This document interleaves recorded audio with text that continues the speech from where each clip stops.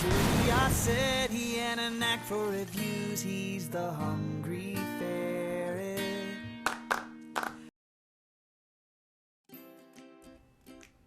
Hi everybody, so today we're going to take a look at the Loom Cube software. The non-pro version is the free one, and that's what we're going to take a look at first. When you first open the app, you might have a blinking thunderbolt in the corner.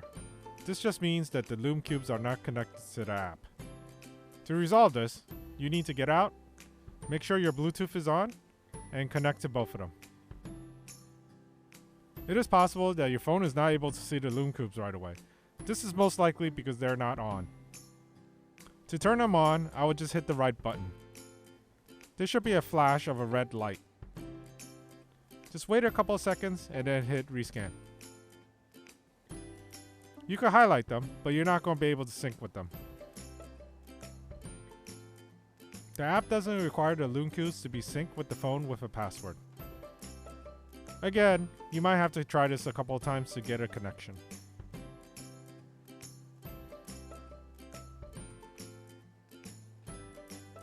So once you see it, you could go back to the app.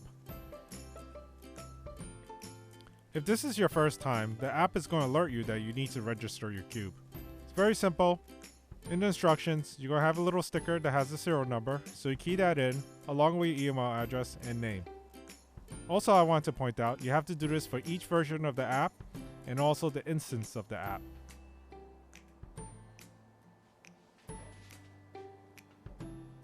Now I registered the cubes. I'm going to go back into the basic app. And remember, if you wait long periods of time, these cubes might actually fall asleep. To wake them back up, you just need to hit the right button or even the left button.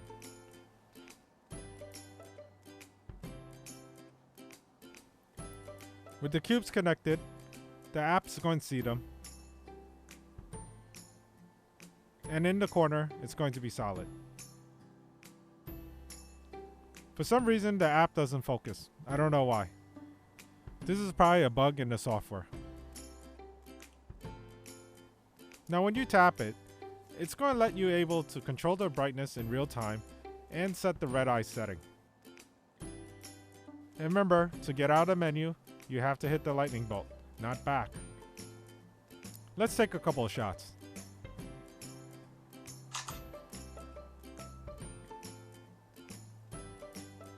You can take a look at the shot I just took. You can see the flash works.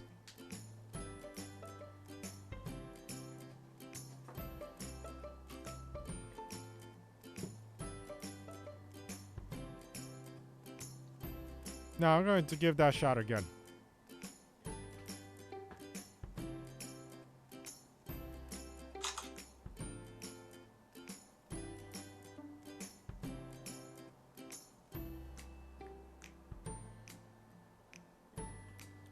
The picture came out pretty good. Now, I have a little red hue over there, and that's from the reflection from the stand in the corner. So, just keep that in mind.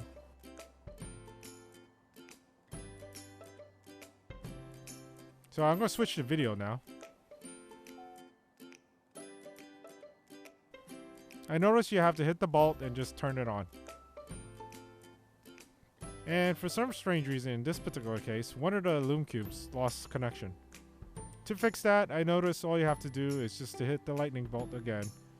Maybe set a setting, and then that Loom Cube will come back.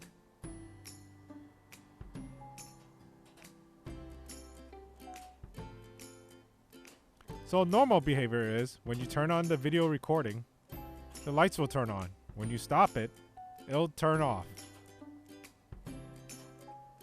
And in video mode, there's no focusing either. This is probably a bug again. And I want to show you guys the red eye feature.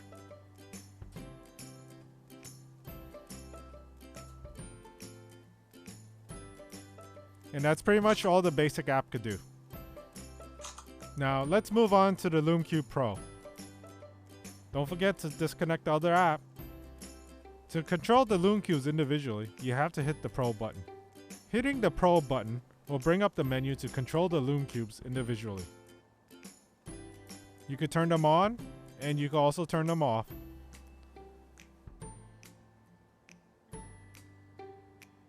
Hitting the plus sign will expand the menu.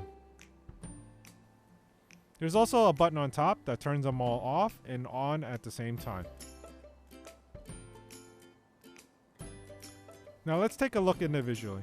You can adjust the brightness of each Loom Cube, but it doesn't seem to run it in real time. You're going to have to slide it and then turn it on. This is very strange because in the other mode for the photo, you could do this in real time. I'm not sure why in the Pro menu you can't change the brightness in real time. If you have 5 of these, it might be very difficult to see what it's going to look like.